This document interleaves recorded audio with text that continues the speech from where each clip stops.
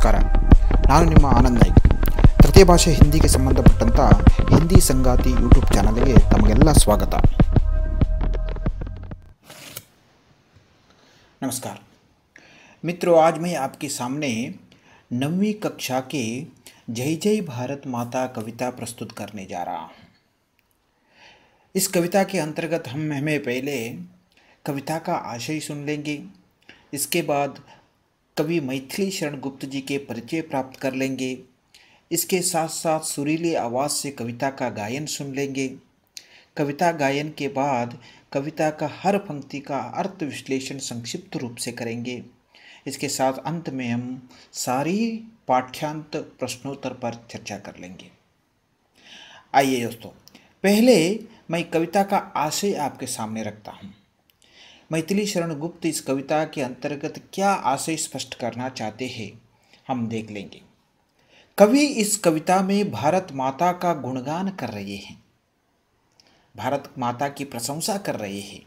कवि प्रार्थना कर रहे हैं कि इस देश के पावन आंगन में अंधेरा हटे और ज्ञान मिले, अंधकार हटाकर और यहाँ ज्ञान प्रकाश मिल जाए.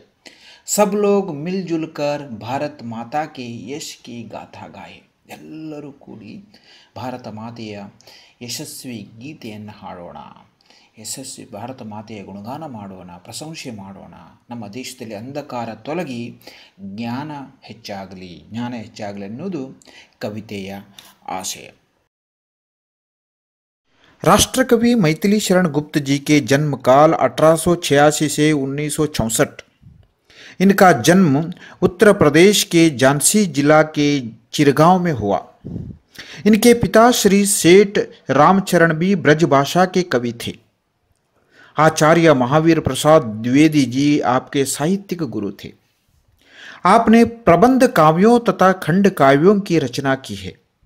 खड़ी बोली के विकास में गुप्त जी का योगदान अनन्यतम है. साहित्यिक सेवा के समानार्थ सन 1961 ईस्वी में उन्हें पद्म भूषण उपाधि मिली थी. साकेत महाकाव्य पर आपको गंगा प्रसाद पारितोष मिला था. आप राज्यसभा के मनोनीत सदस्य रहे. पंचवटी, जयद्रथ वध, रंग में भंग, भारत भारती, अनघ, नहुष आदि आपकी महत्वपूर्ण कृतियां हैं. आपकी भाषा सरल, सरस और शैली रोचक है. धन्यवाद.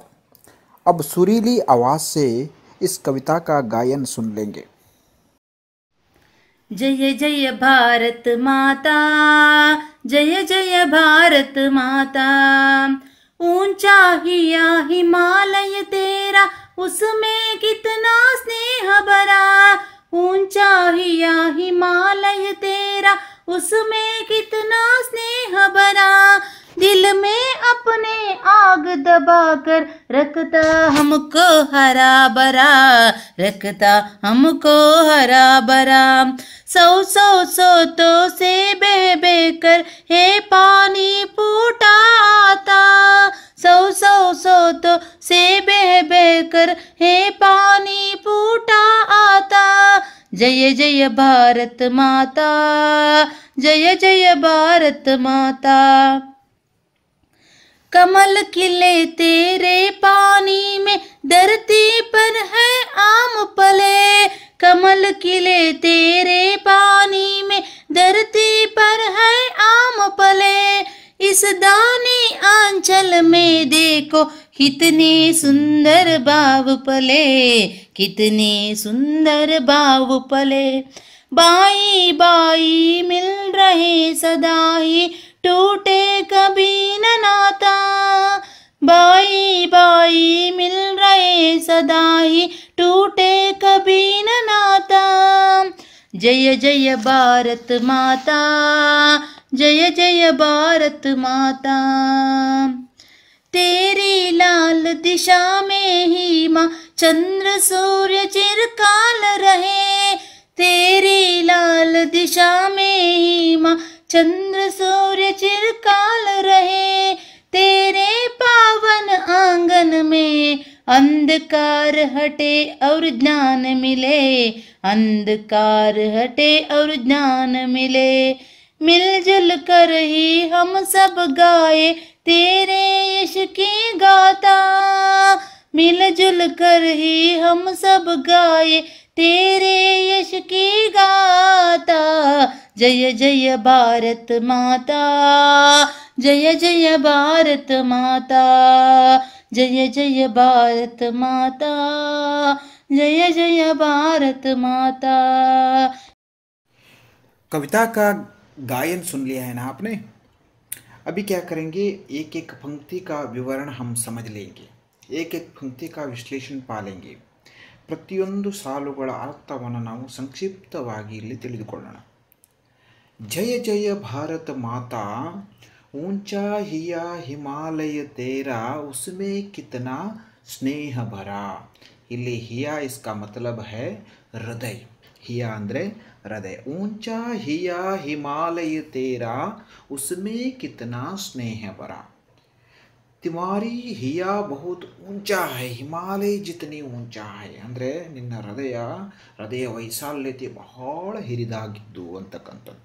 ಇದರಲ್ಲಿ ಬಹಳಷ್ಟು ಸ್ನೇಹ, ಬಹಳಷ್ಟು ಹೃದಯ ವೈಶಾಲ್ಯತೆ ಅಂತಕ್ಕಂಥದ್ದು ಬಹಳ ಅದ್ಭುತವಾಗಿರತಕ್ಕಂಥದ್ದು ಹಿಮಾಲಯಕ್ಕೆ ಹೋಲಿಸಲಾಗಿದೆ। यहाँ हिमालय को तुलना किया है भारत माँ की हृदय को, उसमें बहुत स्नेह भरा हुआ है।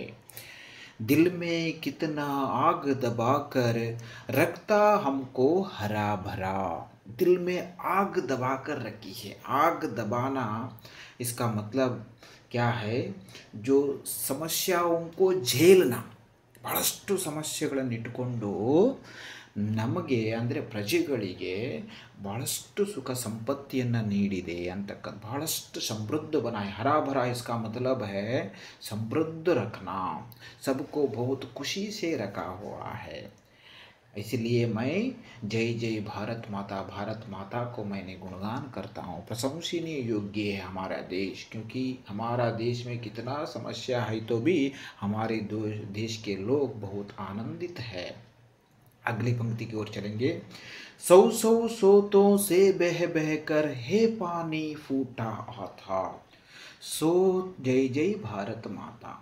सोत इसका मतलब स्रोत, मूल। सौ सौ सोतों से बह बह कर, भारत में हजारों हजारों नदियाँ बहती है, हजारों स्रोतों से बहकर वो समुंदर को जाकर मिलती है। पानी हर देश की जीवनाडी माना जाता है। यहाँ हजारों हजारों नदियाँ भारत की रक्षा कर रही है, भारतवासियों की रक्षा कर रहा है। इसलिए माँ तुम्हें जय जयकार करता हूँ, ये कवि का आशय। इसके बाद कमल खिले तेरे पानी में, धरती पर है आम फले। इस दानी आंचल में देखो, आंचल इसका मतलब दामन है, कितने सुंदर भाव फले। कमल खिले तेरे पानी में, तेरे पानी में कमल की फूल खिलती है। तेरे पानी में कमल की फूल, कमलದ ಹೂವು ಅರಳುತ್ತದೆ। धरती पर है आम फले। एक बात है, ಭಾರತ್ के जन्म स्थल अमराई के बिना सूने ही लगते हैं ಅಂತ ಹೇಳಿದೆ। ಅಂದರೆ ಭಾರತದ ಜನ್ಮಸ್ಥಳ ಮಾವಿನ ಹೊರತು ಬಹಳ ಶೂನ್ಯವಾಗ್ತದೆ, ಅಂದರೆ ಪ್ರತಿಯೊಂದು ಕಡೆ ಮಾವಿನ ಫಸಲಿದೆ। इस दानी आंचल में देखो कितने सुंदर भाव फले। दानी ಅಂದರೆ ತಿಳಿ ಹಸಿರು, ಆಂಚಲ್ ಅಂದರೆ ದಾಮನ್, ಅಂದರೆ ಈ ತಿಳಿ ಹಸಿರ ಸೆರಗಿನಲ್ಲಿ ಎಂಥ ಸುಂದರವಾದ ಭಾವನಾತ್ಮಕ ಸಂಬಂಧ ಇದ್ದಾವೆ। कितना सुंदर भावनात्मक संबंध है, भाई भाईचारा है, यहाँ सहयोग शांति है, सब कुछ है। ಅಂದರೆ ಇಂಥ ಒಂದು ಅದ್ಭುತವಾದಂಥ ವಾತಾವರಣ ಈ ನಮ್ಮ ಭಾರತ ಭೂಮಿಯಲ್ಲಿದೆ ಅಂತಕ್ಕಂಥದ್ದು ಈ ಸಾಲುಗಳ ಆಶಯ। भाई भाई मिल रहे सदा ही, टूटे कभी न नाता। नाता इसका मतलब है संबंध। भाई भाई मिल रहे सदा, यहाँ भाई भाई की तरह है सब लोग। हर कौम के लोग वास करते, हर जाति धर्म के लोग बहुत ही प्यार से वास करते। कभी इस नाता नहीं टूटती है। ಅಂದರೆ ಇಲ್ಲಿ ಪ್ರತಿ ಧರ್ಮದ ಜನರು, ಬೇರೆ ಬೇರೆ ಜಾತಿಯ ಜನರು ಬಹಳ ಸಹೋದರತ್ವದಲ್ಲಿ ಇಲ್ಲಿ ವಾಸ ಮಾಡ್ತಾರೆ. ಈ ಸಂಬಂಧ ಯಾವಾಗಲೂ ಮುರಿಯುವುದಿಲ್ಲ ಅಂತಕ್ಕಂಥದ್ದು ಈ ಕವಿತೆಯ ಸಾಲು. ಜೈ ಜೈ ಭಾರತ್ ಮಾತಾ. इसलिए भारत माँ तू प्रशंसनीय है, तू वंदनीय है. इसलिए एक भारत में भी सिर्फ ये फुल सब साध्य है. इसलिए आपको जय जयकार करता हूँ. अगली पंक्ति और देखेंगे.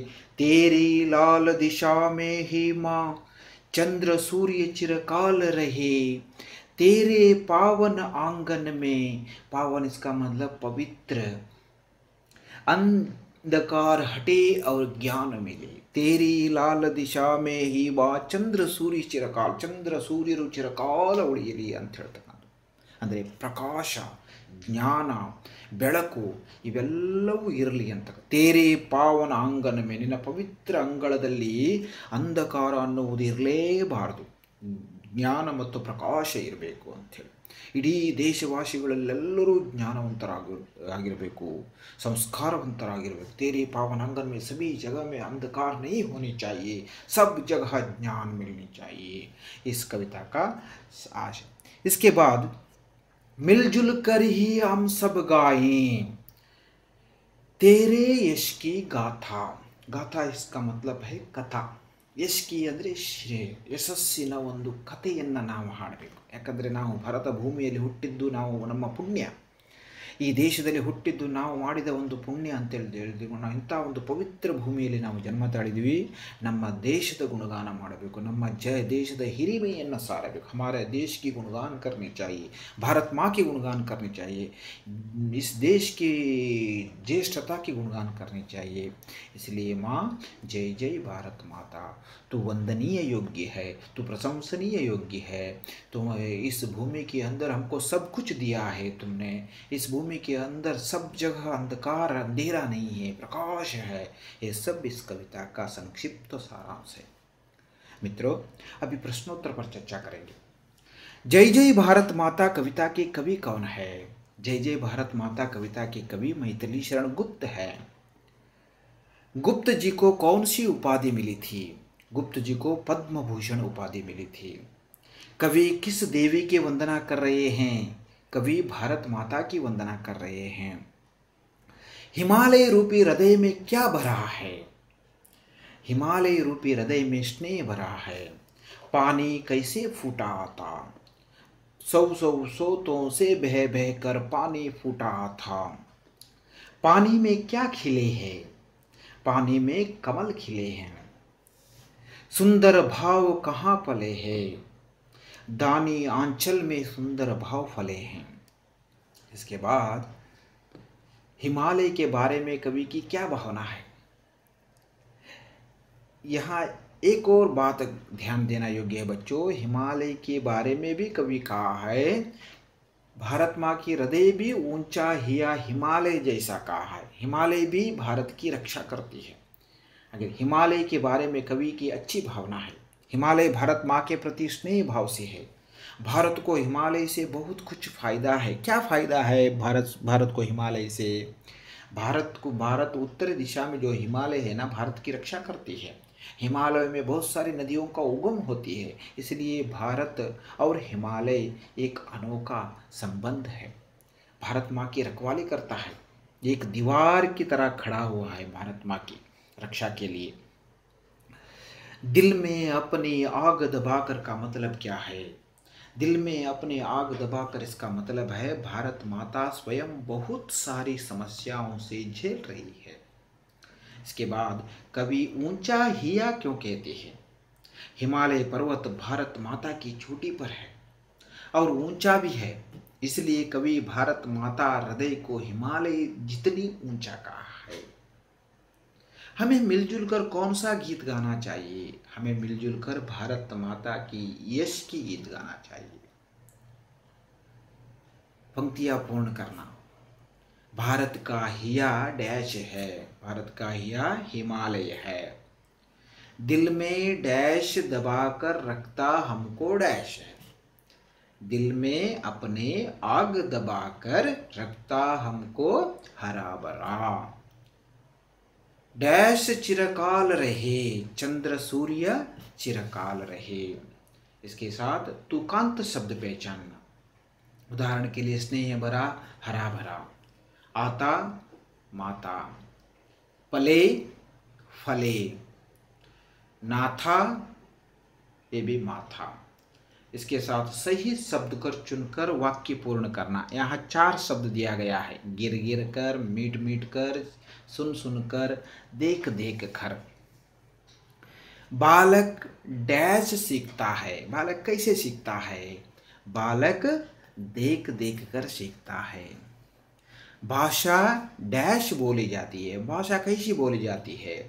भाषा सुन सुनकर बोली जाती है। मेघ डैश बरसते हैं। कैसे बरसते हैं? मेघ मीट मीट कर बरसते हैं। और बच्चा डैश चलता है। बच्चा गिर गिर कर चलता है। इसके बाद अनुरूप अंत में सागर विशाल, हिमालय ऊंचा। अंधकार अंधेरा, पवित्र पावन। आम धरती, कमल पानी। सूर्य सूरज, चंद्र चंद्रमा। हो गया ना? समझ में आ गया ना? संक्षिप्त रूप में मैंने आपके सामने इस कविता को रखा हूँ। आपसे ध्यान से इस वीडियो को 2 बार सुन लीजिए और इसके तैयारी कर लीजिए। धन्यवाद। अगले एक वीडियो और को लेकर मैं आपके सामने प्रस्तुत हो जाऊंगा। नमस्कार।